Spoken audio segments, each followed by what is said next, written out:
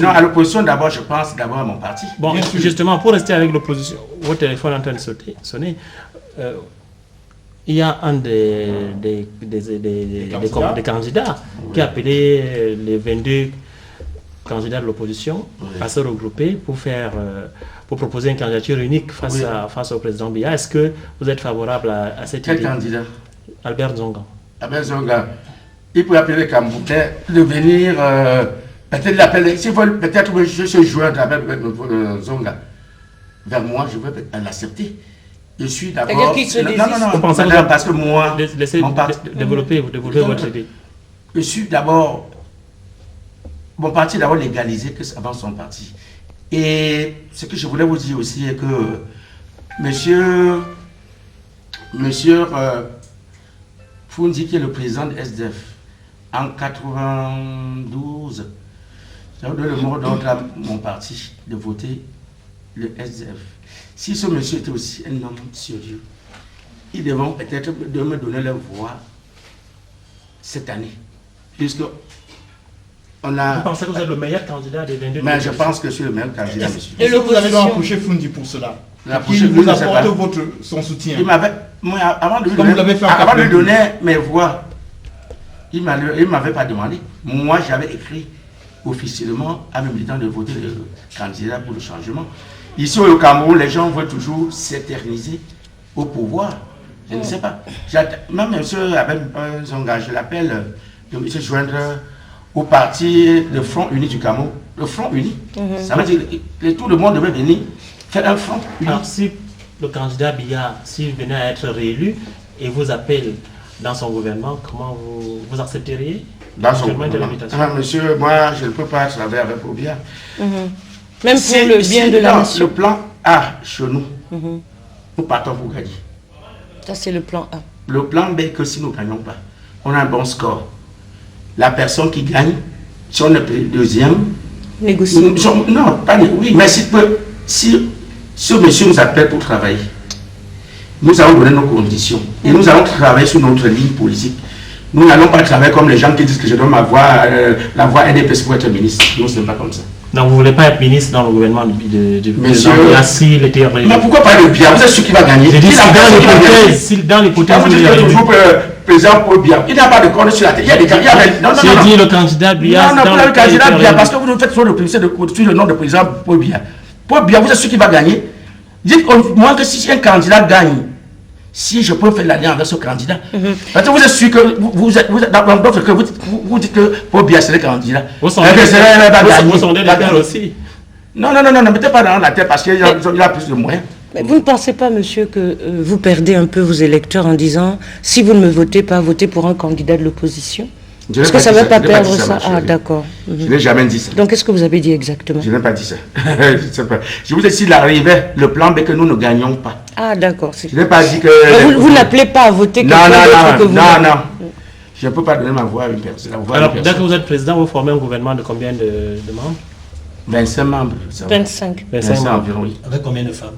Mais, peut-être avec 13 femmes, avec peut-être 12 hommes. Les femmes travaillent mieux, les femmes sont plus d'abord, plus honnêtes que nous les hommes. Dans quel type de ministère vous les nommerez? Madame, vous me demandez beaucoup. C'est trop, hein? Une femme premier ministre? Mais ça ne gêne pas. Une femme peut être même président. Alors, une femme ministre de la Défense? Oui. Ministre de l'Économie et des Finances? Ça peut. Est-ce que déjà dans la direction actuelle de votre parti, vous avez des femmes? Il y a beaucoup de femmes. Dans le bureau politique, il y a combien de femmes? Dans le bureau politique, il y a... Dans mon bureau politique, il y a au moins 20 femmes et 22 hommes. Hein. Donc il y a 42 membres du bureau politique. Et le comité exécutif, il y a autant de femmes? Chez nous, madame, il n'y a pas question de... Il n'y a pas de comité exécutif. C'est pas la RDPC, c'est des affaires de la RDPC là-bas. Non, non, chez nous, il n'y a pas... RDPC, c'est comité central. C'est la comité central et tout ça, on a un bureau national. Alors, quelle est votre opinion des questions comme les questions pendantes, comme le retour des restes du président Ahidjo ou de Félix Roland Moumié, qui ont été enterrés à l'étranger? Quelle est votre opinion? Dès que vous êtes président, est-ce que vous êtes favorable? Je suis favorable. Est-ce que tout le monde revient? Oui, tout le monde revient dans son pays natal. C'est normal. Alors, il y a quand même un débat qui a cours depuis le début de cette campagne entre ceux qui veulent que l'État du Cameroun devienne un État fédéral et ceux qui veulent qu'on poursuive plutôt le processus de décentralisation qui a été engagé. Vous avez une préférence pour laquelle des deux options? Centralisation. Centralisation? Oui. État unitaire. État unitaire, oui, c'est bon. Comme maintenant. État unitaire décentralisé. Avec les communes, etc., et les régions. Tels qu'ils existent en ce moment. Là, ce n'est même pas ça le problème des Camerounais en principe. Ou bien État fédéral, ça ne pas ça que les Camerounais veulent. Le Camerounais veut actuellement, le problème c'est le changement. Il veut le départ de Paul Biya. Mais le départ de Paul Biya pour autre chose, il y a une alternative que oui, mais si Paul Biya pas, le Cameroun peut la gérer même. Oui, si c'est même l'État fédéral où c'est comment, ça va toujours être bon. Là, le vrai problème c'est le changement. Nous voulons le changement. Il a trop mis long au pouvoir. Et les gens ont trop peur. 30 ans, c'est beaucoup, monsieur, les journalistes. Mais pour qu'on puisse vous élire, il faut bien que vous proposiez une alternative. Comment vous allez gérer la décentralisation, les communes, les régions, le Sénat? Madame Carole, nous avons un programme. Oui, mais on va la suivre. Vous êtes devant la télévision. Je suis devant la télévision. Expliquez-nous J'ai un programme. Je ne peux pas me mettre à dévoiler tout ce qu'on va faire ici. Non, juste des questions de principe, c'est tout. Non, je ne peux pas dévoiler tout ça. Donc, on va aborder quand même un autre sujet. Ouais. Est-ce que pour vous, il existe un problème anglophone au Cameroun? Monsieur le journaliste, le problème anglophone chez vous, c'est comment un anglophone, il est 100% camerounais comme vous et moi. Il n'y a pas de problème anglophone dans notre programme, ni problème bamileke. Tout ça sont les Camerounais. Il ne faut pas que les gens, quand ils sont au pouvoir, racontent leur vie, que il y a le problème anglophone, problème bamileke, machin, tout ça. Tout ne sont pas les Camerounais. Monsieur Nyonga. Oui, mon frère. Selon vous, toutes les revendications... les revendications des personnes qu'on dit, de l'organisation qu'on dit c'est des sécessionnistes, vous pensez que ces revendications-là ne sont pas fondées? C'est fondé comment? Là, ceux-là qui sont la Camerounais de tout. Je ne suis même pas... C'est un groupe de gens, peut-être ces gens-là sortent de Nigeria, je ne sais pas. Mais c'est vraiment grave. Moi, déjà, je suis Camerounais. Je suis fier d'être Camerounais. Une personne ne peut pas me dire qu'il est plus Camerounais que moi. Tout ceux-là, ceux-là, ça les regarde, ce sont les Nigériens. Puisque un anglophone, il n'y a pas de problème anglophone chez nous. Très bien.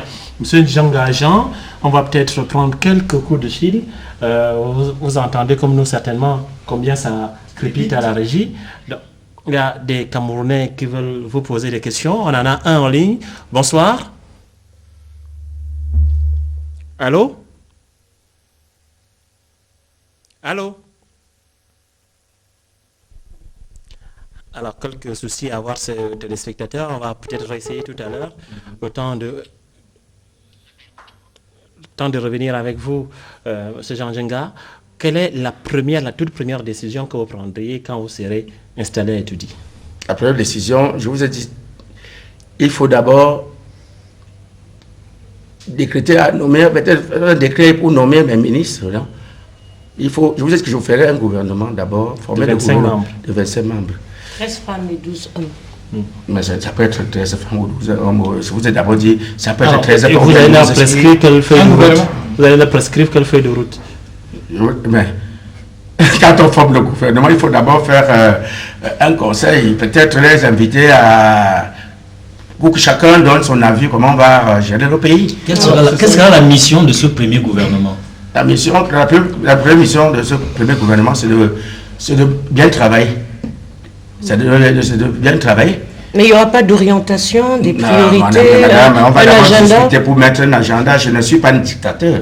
Puisque chacun donnera son avis, comment on pourra travailler. On ne peut pas bâtir un pays, un président ne peut pas bâtir un pays seul. Mais ça sera à partir de votre programme que vous ne voulez pas dévoiler ce soir, c'est ça? Mais c'est normal. D'accord. Alors, ce gouvernement, il sera essentiellement issu des membres... Omer, on va retourner au téléphone.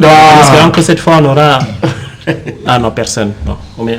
De votre parti, ou bien vous allez faire de l'ouverture, c'est-à-dire solliciter d'autres formations politiques? Mais c'est normal, il faut chercher de meilleurs partout. Ça, c'est un gouvernement de l'Union. Il faudra chercher les bons meilleurs Camerounais. Même avec y compris aussi le RDPC. Dans le RDPC, on ne peut pas dire que c'est 100%. Peut-être que c'est son président qui ne gère pas le pays bien. Il y a des gens dans le RDPC qui peuvent bien travailler. Comme qui? Ah, je ne peux pas connaître, monsieur.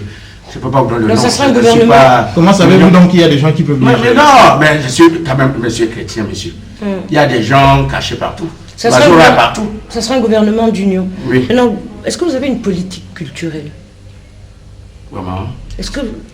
On ne peut pas bâtir un pays sans politique culturelle. Quelle serait votre politique? Parce que quand on regarde aujourd'hui, il y a beaucoup de problèmes culturels, problèmes de langue, salles de cinéma, salles de concert, droits d'auteur, beaucoup. Est-ce que vous avez est-ce que vous pensez que la culture sera une de vos priorités? Mais c'est normal, madame. C'est-à-dire? C'est-à-dire qu'il faut que normalement on devait dans des gens de ville comme Douala et on devait avoir des salles de cinéma, construire des palais de spectacle. Là, on n'a absolument rien ici. Il faut refuser tout. Je suis un homme de terrain. Je connais les problèmes des Camerounais. Et c'est quoi les problèmes des Camerounais? Les problèmes des Camerounais, ils souffrent beaucoup. Je dialogue avec eux. Je suis d'abord responsable de diaconie dans mon église. Les dimanches, mon pasteur de fois m'envoie pour visiter les malades. Je connais les problèmes du Camerounais, monsieur. Je dialogue avec tout le monde. Bah c'est pour ça que moi, je m'en donne pour trop sur la politique de... Quelqu'un en ligne. Bonsoir. Allô? Allô, bonsoir. Allô? Ouais, il est parti. Wow. Donc, on parlait donc des Camerounais qui sont malades sur donc, la santé. Quelles sont vos priorités? Mes priorités, c'est le fait des HLM ici, les belles maisons qui vivent bien. Sur la santé. Sur la santé, non, sur la santé. Vous savez que quand on habite déjà dans une maison très mal construite, on tombe malade. Le choléra, par exemple, chez nous, je veux dire le côté santé. Les docteurs ils ne font pas de bon traitement parce que d'abord, ils sont très mal payés. Si c'était mal payé, bien payé, ils ne vont pas laisser les malades mourir comme ça. Je veux d'abord voir ce côté. Et voir, je voulais dire plus haut que le sida, le traitement de cesse doit être gratuit.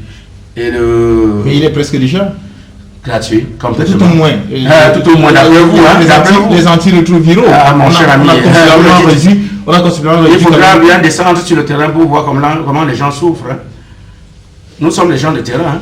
Donc, politique de santé. Politique de santé. Je vous ai dit que moi, il y a déjà le traitement de sida, de la tuberculose, même le paludisme, gratuitement, traitement gratuit. Tout ça gratuitement. Oui. Et il y aura assez de médecins pour encadrer la santé. Mais on a beaucoup de médecins ici. Et des centres, des dispensaires, vous allez construire? Partout conçu. Je vais la faire construire partout. Vous avez partout, de la même taille? Pas de la même taille. Alors, vous connaissez les souffrances des Camerounais. Vous savez que l'une des souffrances des Camerounais, c'est qu'on leur a toujours fait des promesses sans qu'on ne sache vraiment comment réaliser. Cette fois-ci, il faudra que ce Camerounais-là... Et tout à l'heure, on vous demande comment vous allez financer votre programme aussi généreux. Madame, je vais travailler avec mes frères camerounais pour avoir l'argent. Votre programme, c'est l'État-providence. C'est ça. Il faudra que les Camerounais... Tout à l'heure, vous aurez l'occasion... Non, il faudra que je montre tout à l'heure, vous allez conclure avec votre bulletin. Vous allez parler aux Camerounais pour qu'ils vous votent le 9 octobre prochain. On va finir peut-être dans un court instant. Si c'est pas si les collègues sur le plateau ont encore des questions à vous poser. Je pense qu'on a fait le tour. Oui. Omer Badi, peut-être une dernière question. Alors, comment comptez-vous traiter, parce qu'un candidat l'a évoqué hier sur ce plateau, comment comptez-vous traiter le problème de la retraite des généraux camerounais? Mon cher ami, le problème des généraux. Les généraux sont les fonctionnaires comme tout autre de fonctionnaires. Les fonctionnaires, quand on atteint déjà la limite d'âge, on doit aller en retraite. Il n'y a pas... Si le pouvoir en place ne veut pas lui envoyer les généraux en retraite, c'est son problème. Si, normalement, quand on est âgé, on devait rentrer à la retraite. À la retraite. Et qu'est-ce que la retraite devait être pour tous les Camerounais, sans distinction de service. Et qu'est-ce que vous allez faire alors pour les personnes âgées? Il faut construire les maisons de retraite comme en Europe. Ah oui. D'accord. Donc le Cameroun va devenir d'Europe. Mais le Cameroun va devenir d'Europe comment? On est africain. Pourquoi vous avez le Cameroun va devenir d'Europe? On va travailler. Non, je dis avec tout ce que vous promettez là. Mais ceux ils ont des maisons de retraite. On peut la faire ici. Au-delà des maisons de retraite, tous les projets que vous allez engager et réaliser, c'est normal. L'ambition, c'est faire en sorte que le Cameroun déjà. C'est ce que j'aurais construit les HLM ici qui coûtera au moins 5 000. Des HLM. Les HLM. Si on ne construit pas pour gagner de l'argent, On construit pour le bien-être des Camerounais, monsieur le journaliste. Et vous comptez construire combien d'HLM? Mais partout. Combien? Comment je peux pas oublier le nombre? Est-ce que monsieur, combien? Le gouvernement en place quand on construit, en fait, des logements. Construit quoi? Ça, c'est 10 000 logements sociaux. 10 000 ne suffit pas, monsieur. Vous avez évalué le nombre il faut de plus de 10 000. Plus de 10 000. Puisque chaque année, il y a plus de 10 000 naissances. Il faut construire plus de 10 000.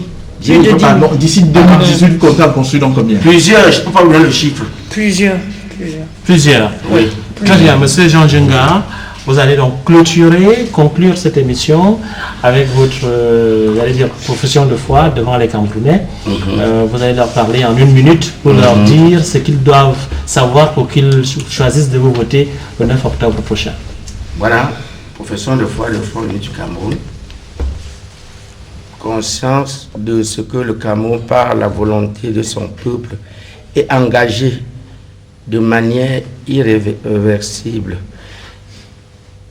dans la voie de la voie de démocratie, convaincu aujourd'hui plus qu'hier, la construction de notre jeune démocratie ne peut se faire qu'avec le concours et l'adhésion de tous les Camerounais, notamment de tous ceux qui sont absolument marginalisés. Persuadé que seul un front uni et solidaire de tous les Camerounais a vu du vrai changement pour sauver notre pays et redonner l'espoir à toutes ses filles et à tous ses fils. Proclamons notre volonté de travailler pour l'événement d'un Cameroun d'égalité, de paix et de la justice. Affirmons notre ardent désir d'œuvrer pour le progrès de tous, ainsi que pour la restauration des valeurs morales et républicaines dans notre pays. Déclarons qu'aucune personne ni groupe de personnes ne peut vaincre un pays qui veut le changement et qu'ensemble nous vaincrons parce que nous partageons les mêmes idéaux. Votons pour le FUC. Je vous présente le bulletin que vous allez voter le 9 octobre. Merci. Très bien. Vous venez de dire là votre premier discours de président, quasiment. Donc, c'est tout le mal que nous vous souhaitons. Donc, le rendez-vous est pris avec les Camerounais le 9 octobre prochain. Merci d'avoir accepté cette invitation, d'avoir répondu à nos questions. Les Camerounais qui vous ont écouté ont peut-être été convaincus. Messieurs et mesdames les journalistes, merci d'avoir été de cet exercice. L'émission s'achève. Merci d'avoir regardé. On vous retrouve demain 21h avec d'autres candidats pour une autre édition d'études 2011. Bonne fin de soirée sur l'Equinox. Bonsoir.